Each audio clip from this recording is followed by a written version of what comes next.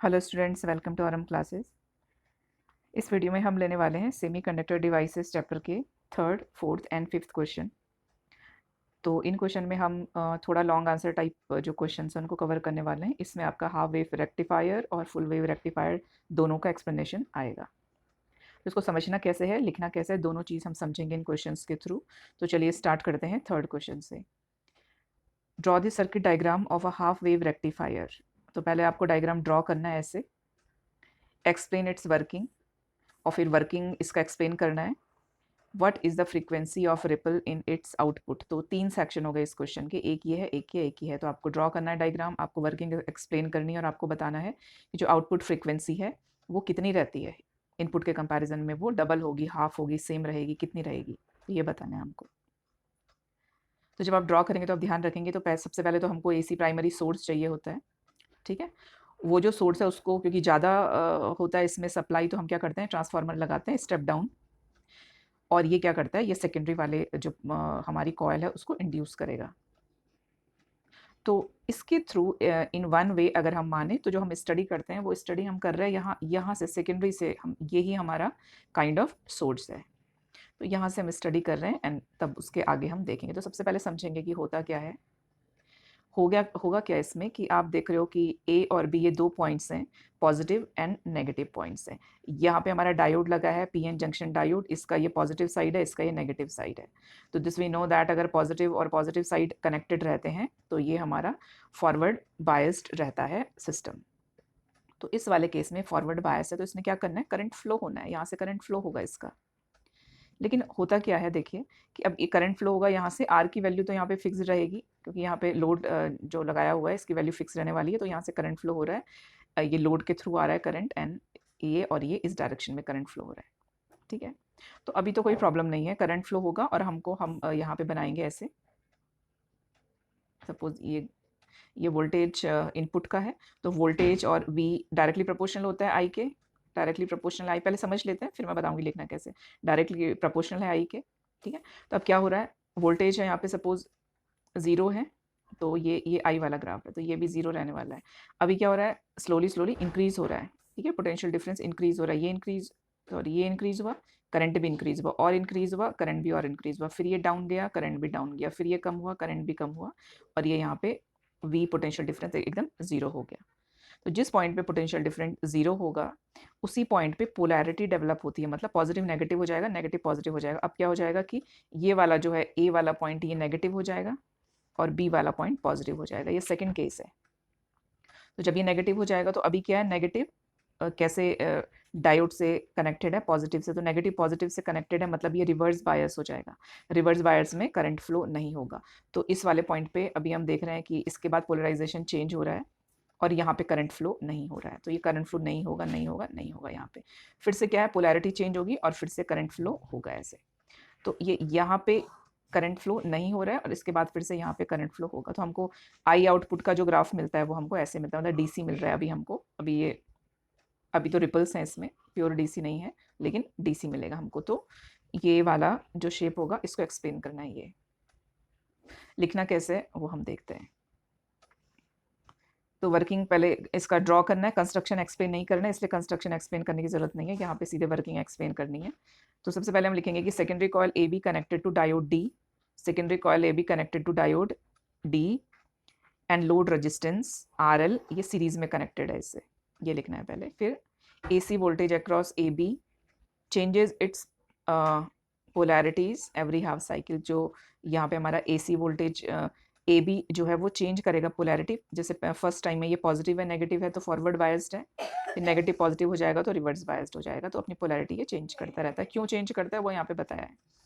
तो लिखना कैसे इसको, फर्स्ट पॉइंट की पॉजिटिव हाफ साइकिल में क्या होगा, पॉजिटिव हाफ साइकिल में होगा नंबर 1 ए हायर पोटेंशियल में रहेगा, पीओटी लिखा है मैंने यहाँ पे, पोटेंशियल है, ए हायर पोटेंशियल में रहेगा मतलब पॉजिटिव रहेगा। पॉजिटिव पॉजिटिव, पी वाला साइड जो पीएन जंक्शन का और इसका पॉजिटिव साइड, तो ये रिवर्स बायस्ड रहेगा। डायोड फॉरवर्ड बायस्ड रहेगा। करंट फ्लो होगा थ्रू दी सर्किट। अभी नेगेटिव वाले में क्या होने वाला है, नेगेटिव हाफ साइकिल में जो ए है वो लोअर पोटेंशियल में रहेगा, मतलब पॉजिटिव नेगेटिव से कनेक्टेड रहेगा। इसमें डायोड रिवर्स बायस्ड हो जाएगा और करंट सप्लाई नहीं होगा, no current passes. Hence diode conducts only half cycle. तो डायोड क्या कंडक्ट कर रहा है, ये बस हाफ साइकिल कंडक्ट कर रहे हैं। डीसी आउटपुट जो voltage obtained across RL frequency of the, अब ये लास्ट में आप स्टेटमेंट लिखना ये वाला फ्रीक्वेंसी का, ये ठीक है, frequency of the ripple in output is same रहेगी, ये लास्ट ये 1 मार्क का क्वेश्चन रहेगा, तो ये सेम रहेगी यहाँ पे, ठीक है, ये सेम ध्यान रखना है। और ये हमने एक्सिस में ये समझाया था कि ये वाला क्या है, this is input source voltage के लिए प्रेजेंटेशन है और ये हमारा आउटपुट करंट के लिए प्रेजेंटेशन है। तो नेगेटिव हाफ साइकिल लॉस्ट हो जाएंगे इस वाले केस में, देखो नेगेटिव हाफ साइकिल का कुछ भी नहीं है इसमें। ये वाला जो पॉइंट रहेगा जहाँ पे ये पोटेंशियल डिफरेंस 0 होगा, यही हमारा पोलैरिटी का पॉइंट, यहाँ पे पोलैरिटी चेंज होती है यहाँ पे, और ये इसका प्रेजेंटेशन होगा। फोर्थ क्वेश्चन है, why do we need filters in a power supply. तो फिल्टर की ज़रूरत क्यों पड़ती है, आप इसी से देख रहे हो, इस एक्सप्रेशन से क्यों ज़रूरत पड़ रही है फिल्टर की हमको, क्योंकि क्या होता है कि जब हमको आउटपुट करंट मिलेगा तो आउटपुट में क्या मिलता है हमको, ये पल्सेटिंग डीसी वोल्टेज मिलेगी, ऐसे ये पल्सेट हो रही है मतलब डीसी, तो ऐसे रहेगा हमारा, कोई भी रिपल नहीं होना चाहिए, कोई भी वोल्टेज पल्सेट नहीं होनी चाहिए, तो उसके लिए हम फिल्टर यूज़ करते हैं। लिखना इसको कैसे है, a rectifier circuit produces a DC output from an AC output, AC input, ये एसी इनपुट रहता है और ये रेक्टिफायर क्या करता है, ये इसको डीसी में कन्वर्ट करता है। अब डीसी में भी क्या होता है, डीसी ऐसे होना चाहिए, लेकिन डीसी कैसे मिलता है हमको, ऐसे स्लोली ऐसे मिलता है, तो ये करेक्शन करना पड़ता है हमको। तो rectifier circuit produces a DC output from AC input but the output wave form is still positive और नेगेटिव साइड रहते हैं इसके of the original AC wave form के, अभी भी इसके पॉजिटिव नेगेटिव साइड्स रहेंगे। The waveform has to be filtered so the output voltage remains constant in circuit when a ripple frequency could affect the operation of devices। तो इस DC के through हम जो भी डिवाइस ऑपरेट कर रहे हैं तो उन डिवाइस की एफिशिएंसी या उनके प्रेजेंटेशन में फ़र्क पड़ सकता है अगर ऐसी पल्सेटिंग डीसी वोल्टेज रहेगी तो। इसका एग्जांपल है कि an audio amplifier without filtering, अगर आप किसी ऑडियो एम्पलीफायर में फ़िल्टर नहीं लगाते हो पावर सप्लाई के लिए और ऐसी पॉजिटिव नेगेटिव साइड की पावर सप्लाई होती है, तो एक बहुत बड़ा ह्यूज अमाउंट ऑफ 50 से लेके 60 हर्ट्ज तक का हम साउंड हमको सुनाई देता है आउटपुट में, तो वो उसी वजह से होता है कि फिल्टर्ड नहीं होता है। तो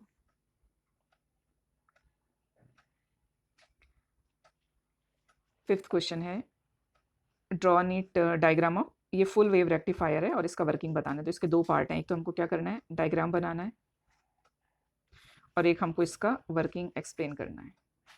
तो सबसे पहले इसका डायग्राम समझेंगे, तो इसके डायग्राम में भी यही है, बस डिफरेंस ये होता है कि इसमें दो पार्ट लगे होते हैं डायोड के, D1 और D2, इसमें भी यही है, मेन सोर्स एसी का यहाँ पे सप्लाई है, और एसी सप्लाई क्योंकि बहुत ज़्यादा हाई एसी सप्लाई होती है तो यहाँ पे फिर से क्या करते हैं, स्टेप डाउन ट्रांसफार्मर लगा देते हैं और यहाँ पे सेकेंडरी सोर्स रहेगा। तो ये क्या है, ये इंड्यूस्ड ईएमएफ जनरेट करेगा सेकेंडरी सोर्स, ये एस लिखा है यहाँ पे, दिस पी फॉर प्राइमरी। अब यहाँ पे D1 डायोड से कनेक्टेड है और ये D2 डायोड से कनेक्टेड है, और अगेन ये कनेक्टेड है किससे, लोड से कनेक्टेड है। तो यहाँ पे क्या करना है हमको कि समझ लेते हैं पहले इसको भी, तो इसमें भी वही होने वाला है, ये वाले डायग्राम से इसको समझते हैं। तो यहाँ पे क्या होने वाला है कि, एक मिनट, यहाँ पे क्या होगा कि, ठीक है, ये हमारा यहाँ से सप्लाई है। अभी सबसे पहले हम देखेंगे कि करंट का डायरेक्शन किधर है, ऊपर की तरफ है, करंट का डायरेक्शन ऐसे है, और इसको अगर हम पॉजिटिव कंसीडर करते हैं और ये नेगेटिव साइड कंसीडर करते हैं, तो हम देख रहे हैं कि जो D1 है, ऊपर वाला जो डायोड है, ऊपर वाले डायोड का P कनेक्टेड है पॉजिटिव से, तो अभी ये किस में है, ये फॉरवर्ड बायस्ड है, इस डायरेक्शन में करंट फ्लो होगा, ठीक है, P से N की तरफ ऐसे, इस डायरेक्शन में करंट फ्लो हो रहा है, देखो इस डायरेक्शन में करंट फ्लो हो रहा है, इस डायरेक्शन में करंट फ्लो हो रहा है, ऐसे करंट फ्लो हो रहा है। तो अब हमको या इस पे फोकस रखना है, ये चेंज नहीं होने वाला है डायरेक्शन,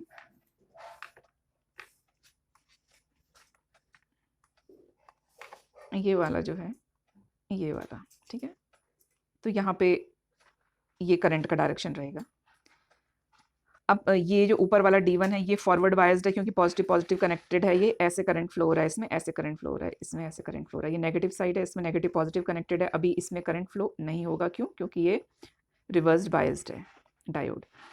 अब अगेन इसके केस में भी यही होगा कि वोल्टेज पहले 0 रहेगा तो I भी 0 रहेगा, फिर धीरे धीरे वोल्टेज इंक्रीज होगा, अपने मैक्सिमम पॉइंट पे पहुंचेगा, तो I भी मैक्सिमम पहुंचेगा, फिर V कम होता जाएगा तो फिर आई भी कम होता जाएगा।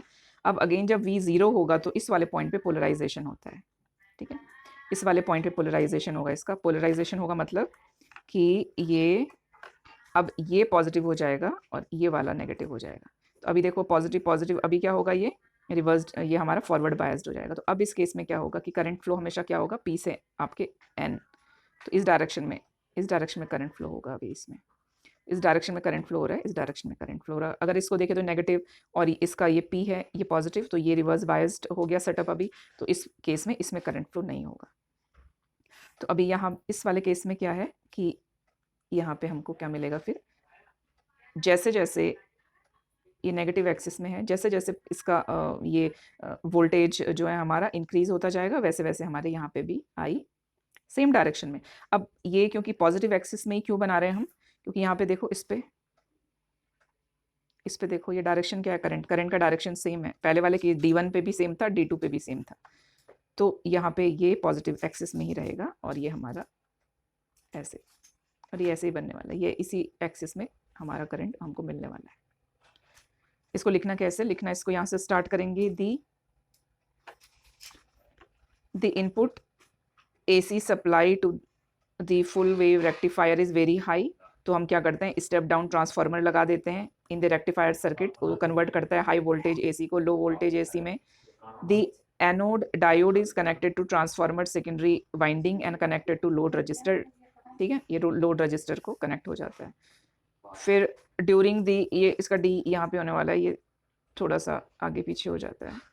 ड्यूरिंग द पॉजिटिव हाफ ऊपर की बात कर रहे हैं, during the positive half cycle of the AC current the top half of the secondary winding becomes positive, forward biased रहेगा, द सेकेंडरी हाफ नेगेटिव रहेगा, करंट फ्लो नहीं होगा सेकेंड हाफ से। During the positive half D1 forward biased रहेगा, ये देखो यहाँ पे बता रहे हैं ये तो यहाँ पे फोकस करना है।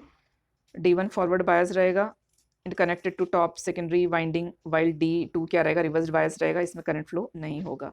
Due to this diode D1 will conduct, ये कंडक्ट करेगा, D2 कंडक्ट नहीं करेगा। During the negative half cycle D1 reverse bias रहेगा, D2 फॉरवर्ड बायस रहेगा, और टॉप हाफ जो वो नेगेटिव रहेगा तो ये करंट नहीं कैरी करेगा और बॉटम हाफ कैरी करेगा।